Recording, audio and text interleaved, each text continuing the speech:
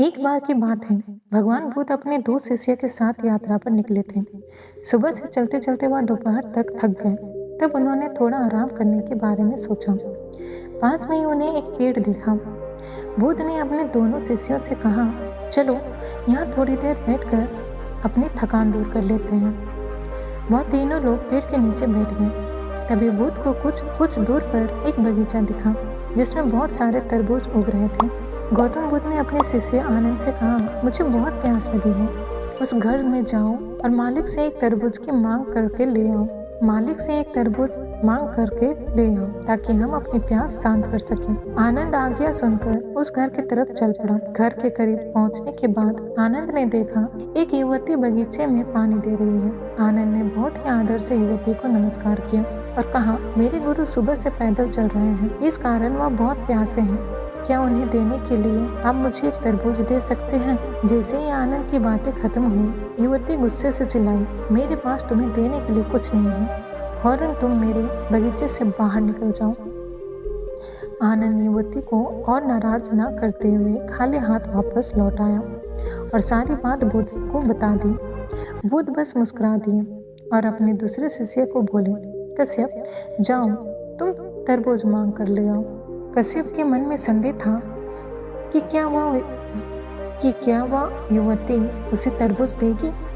फिर भी उसका कर्तव्य था कि वह अपने गुरु की आज्ञा का पालन करे, इसलिए वह घर की तरफ आगे बढ़ता रहा।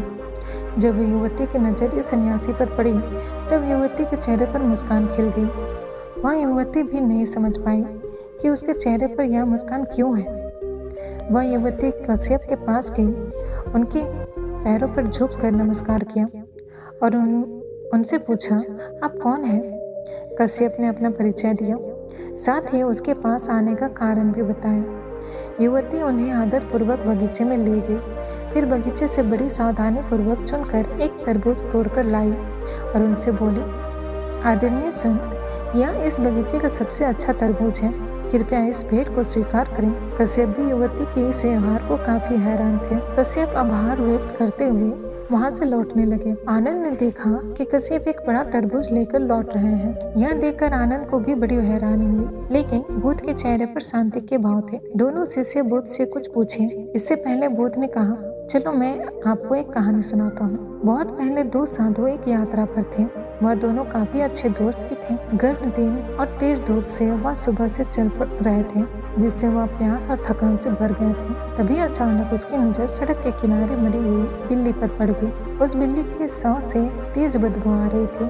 पहला साधु अपने नाक पर हाथ रखते हुए वहां से तेजी से भागा, लेकिन दूसरा साधु बिल्ली के पास गया, उसके लिए प्रार्थना करने लगा, आप बौद्ध धर्म की शरण में जाएं, आपको ज्ञान की प्राप्ति हो, दोबारा आपका जन्म किसी बेहतर जगह पर हो। प्रार्थना समाप्त करके साधु ने अच्छे से गड्ढा खोदा और बिल्ली को दफनाकर आगे बढ़ गया।